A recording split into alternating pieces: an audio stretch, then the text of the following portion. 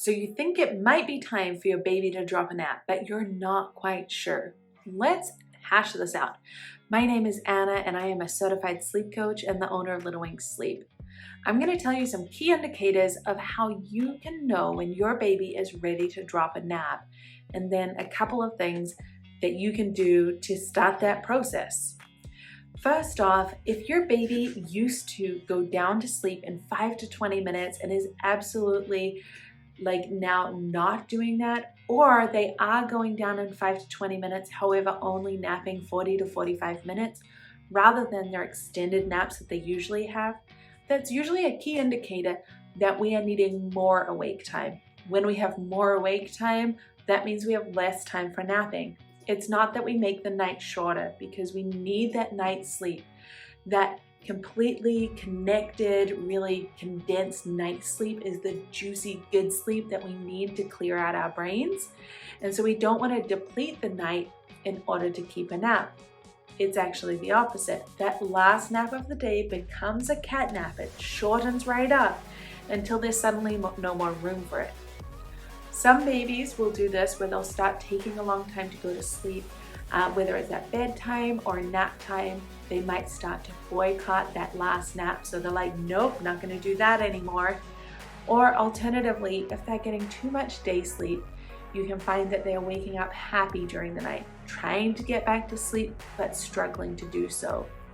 Other babies might even do early mornings where their first nap is too early, and so they need an adjustment.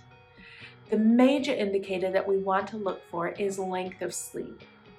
Ideally, for a great nap, we want them going down in 5 to 20 minutes and then having an hour plus nap, up to 2 hours.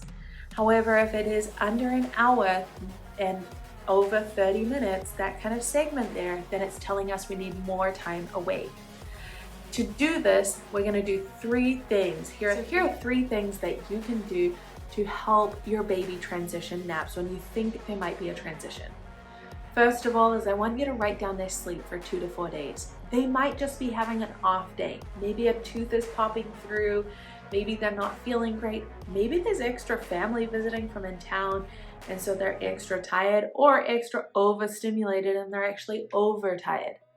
Let's write down sleep for 2 to 4 days to make sure that we're seeing that consistent theme across the board before we change anything.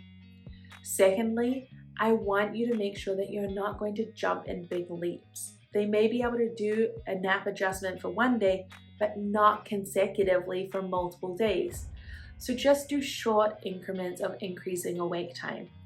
You can grab our free awake times chart in the link below, or if you need help with nap timing or transitions, we also have a super cheap nap course, which is like a mini course. It's amazing for all of that timing. The third thing, apart from making sure that we're tracking everything and that we're not going too fast, the third thing is keep consistent with how you're implementing sleep. If you are usually co-sleeping, that is totally fine. That's totally up to you. Stay consistent with it. When a baby's sleep pressure, so that ability to, that tolerance of being able to be tired, is increased or is changing, they're going to need to have consistency with how they fall asleep, because they're not relying on that sleep pressure as much, they're relying on how they understand sleep. If your baby's understanding of how they get to sleep is not something that they guide, when they have less sleep pressure, that's actually going to be harder for them to initiate.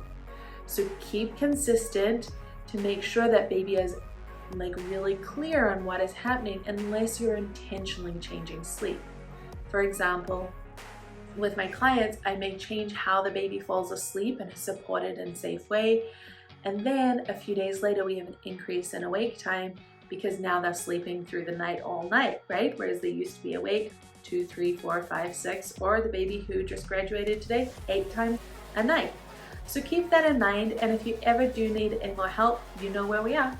Hey there, Mama. Are you feeling exhausted, frustrated, and just a little defeated? I hear you, and I've been there, and thankfully, I can help. Let's teach your baby to sleep. I'm talking 10 to 12 hours of sleep each night. Little Wings Sleep Baby program uses a science-based, gentle, parent-present approach that fosters healthy attachment while teaching independent sleep skills. We don't believe in letting your baby cry it out. This program includes everything you need, such as our insider strategies, both on night sleep and naps, as well as extras like our monthly live Q&A.